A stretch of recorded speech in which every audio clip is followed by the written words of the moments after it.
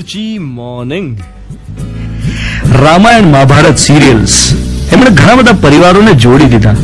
એક સાથે પરિવારના બધા જ સભ્યો ભેગા થઈને સિરિયલ જોતા હોય. હવે મહાભારત જોતી વખતે એક બાળકે એના પપ્પાને પૂછ્યું કે પપ્પા, શ્રાપ એટલે શું? પપ્પા 2 મિનિટ માટે તો આમ ડઘાઈ ગયા. બાળક 5 વર્ષનું છે, એને શ્રાપ વિશે કેવી રીતે સમજાવવાનું? બાળકે ફરીવાર પૂછ્યું, પપ્પા, ગાંધારી કૃષ્ણને શ્રાપ કેમ આપે છે? ભગવાન સાથે આવું કરાય? પપ્પાને તરત ઝબકારો થયો કે બાળકે જાતે જ શ્રાપને કોઈ નેગેટિવ ઘટના તરીકે કલ્પી લીધું છે. બાળકે પોતાની આંતર સૂઝ પ્રમાણે જ શ્રાપ એટલે કંઈક ખોટું એવું કરી લીધું છે. મે બી ગાંધારીના એક્સપ્રેશન્સ પરથી કે એના શબ્દો પરથી કે બેકગ્રાઉન્ડ મ્યુઝિક પરથી પપ્પા માટે કામ સરળ થઈ ગયું.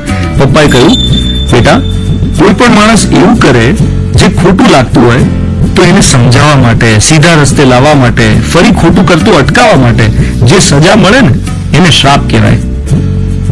બાળકે બાઉન્સર ફેંક્યો, પણ કૃષ્ણને શ્રાપ કેમ આપે છે? ભગવાન પર ગુસ્સો કરાય?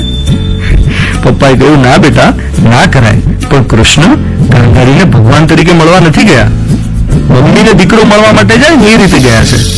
તો કોઈ બાળક ભૂલ કરે તો મમ્મી ગુસ્સો તો કરે કે નહીં એની પર? એ મમ્મી છે, ટોકે ખરી. આ પ્રસંગ તો અહીંયા પૂરો થઈ જાય છે, પણ બોટમ લાઈન એ છે કે મમ્મી છે, ટોકે ખરી. કુદરત છે ને, પ્રકૃતિ, નેચર. એ મમ્મી નારાજ છે, ગુસ્સે પણ થઈ છે અને આપણને સજા પણ આપી છે, શ્રાપ આપે છે. દોસ્ત, એકબીજાને સ્પર્શી ન શકવાનો શ્રાપ. એક આખી ઇન્દ્રિય આપણી પાસેથી ઝૂંટવી લીધી. એક ઝાટકે સાહેબ, આખી ઇન્દ્રિય, આખી સ્પર્શેન્દ્રિય, ધ ફેકલ્ટી ઓફ ટચ.